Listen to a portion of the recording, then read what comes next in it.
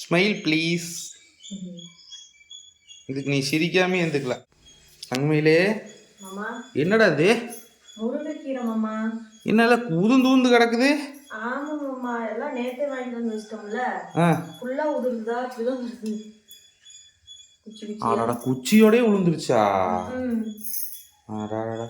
இப்படியே இருந்ததுன்னா உருகி உருகி அரைஞ்சு வர கரெக்டா இருக்கு. இப்படி எடுத்தோம்னா போட்டு 20 ரூபாய்க்கு வாங்கினது கவன் பேசாம மரத்துலயே ஃப்ரெஷ்ஷா உடச்சிக்கலாம். வச்சிருந்துருக்கலாம். நம்ம சரி அங்க வித்துட்டு இருந்தாங்க, முருங்கீரை வச்சிருக்கிறத பார்த்தோன்னே டக்குன்னு வாங்கிட்டு வந்துட்டோம். சரி, இனிமேல் ஒரு நாள் ஒரு நாள் செய்கிற மாதிரி தான் மரத்துலையும் ஒடிச்சுக்க வேண்டியது. முதல்ல கடுப்பாகிற இதில் இது வேற கடுப்பு ஏற்றிட்டு இருக்குங்கிறியா? இலையோடு இருந்தால் தான் இப்படி உருவர கரெக்டாக இருக்கு.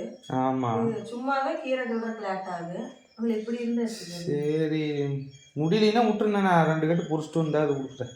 வேண்டாம் விடுங்க, அப்புறம் இது காசு கொடுத்து வாங்கிட்டு வந்தது என்ன பண்ணுறது? வேணும்னு இவ்வளோ என்னடி இப்படி இருந்து எப்படி சுத்தம் பண்ணுறது? சுத்தம் பண்ணிக்கிறேன் நான். அதெல்லாம் அப்படி எடுத்து போட்டேன். நம்ம போட்டு குச்சியெல்லாம் ஃபர்ஸ்ட் அட்டாக எடுத்துட்டு சரி அப்புறம் இலையெல்லாம் அரைஞ்சிக்கிறேன் நான். சரி, காலையிலேயே உனக்கு சிறப்பான வேலையாட்டு. மூஞ்ச பாருங்க, மூஞ்ச கம்மிட்டு போயிருங்க. காலையில் வந்து